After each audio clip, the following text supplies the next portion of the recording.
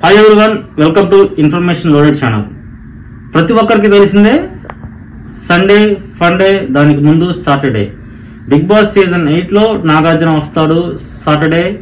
వచ్చి ఖచ్చితంగా ఈరోజు అభయ్ అంతు తెలుస్తాడంటూ కూడా సోషల్ మీడియా వేదికగా అనేక కామెంట్లు హాట్ చర్చ లేపుతుంది.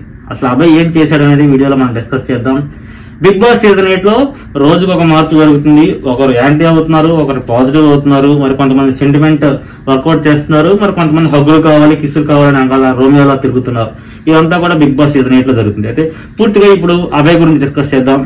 అభయ్ ఈ వీక్ లో ఒకవైపు మొత్తం పూర్తిగా కూడా ఇద్దరు చీఫ్లు ఉన్నారు. ఒకరు నిఖిల్, ఇంకొకరు అభయ్.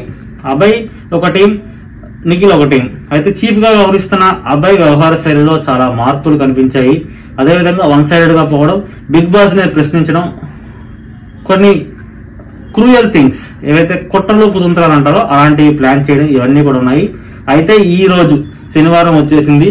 శనివారం రోజు ఖచ్చితంగా నాగార్జున వచ్చి అభయ్ అంతు చూస్తాడు. కానీ అభయ్ పై వల్గర్ లాంగ్వేజ్ ఉపయోగించకపోయినా నాగార్జున ఘాటైన వ్యాఖ్యలు చేస్తాడు, సరైన సమాధానం చెప్తాడు, ఒక గట్టి వార్నింగ్ ఇస్తాడంటున్నారు. మరోవైపు అభయ్ ఎప్పుడు హౌస్ లో నుంచి బయటికి వెళ్ళిపోతాడా అనేది మాత్రం మొత్తం యావత్ బిగ్ బాస్ సీజన్ 8 తెలుగు చూసిన ప్రేక్షకులు అందరూ కూడా అనుకుంటున్నారు. ఎందుకంటే ప్రస్తుతం మీమ్స్ అనేవి ఆ విధంగా అనిపిస్తున్నాయి. చాలా మీమ్స్ కూడా నేను కూడా చూడడం జరిగింది.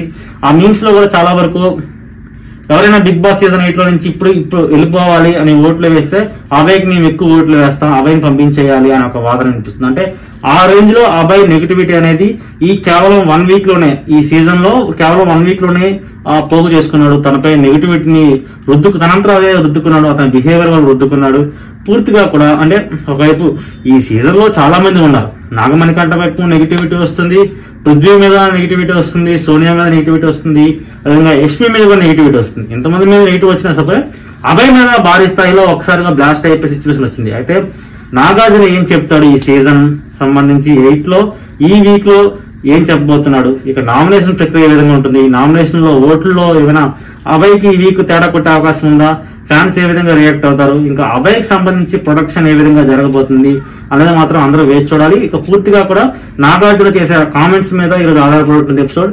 ఇన్ కేస్ అందరూ అనుకున్నట్టుగా నాగార్జున హాట్ కామెంట్స్ చేసి గట్టి వార్నింగ్లు ఇచ్చినట్లయితే మాత్రం ఈ వీక్ సీజన్ లో మొత్తం ఈ సీజన్ సంబంధించి ఈ వీక్ ఎపిసోడ్ అనేది సాటర్డే ఎపిసోడ్ అనేది హైలైట్ గా మారబోతుంది. ఇంకా రేటింగ్ కూడా భారీ ఎత్తున వచ్చే అవకాశం కనిపిస్తుంది. ఎందుకంటే ఇన్ కేస్ ప్రోమోలో చూపించగలిగితే వ్యూవర్స్ ఎక్కువ మంది వచ్చే అవకాశం ఉంది. ఇక బిగ్ బాస్ సేఫ్ అని చెప్పుకోవచ్చు. ఎందుకంటే ఈ వీక్ లో రేటింగ్ మాత్రం అద్భుతంగా అయిపోయే సీజన్ లో ఈ వీక్ ఈ డే ఎక్కువైపోతుంది సాటర్డే. సో సాటర్డే ఏం జరగబోతుంది, బిగ్ బాస్ సీజన్ 8 లో నాగార్జున ఏం చెప్పబోతున్నాడు, అతను చేసే కామెంట్స్, అదేవిధంగా ఇచ్చే వార్నింగ్ అనేది అభయ్కి ఏ విధంగా పనిచేస్తుంది, ఈ పూర్తి ఎపిసోడ్ సంబంధించి ఇంకా సినారియోలో మొత్తంలో భాగంగా అసలు అల్టిమేట్ గా ఓట్లు ఏ విధంగా రాబోతుందని మాత్రం వేచి చూడాలి.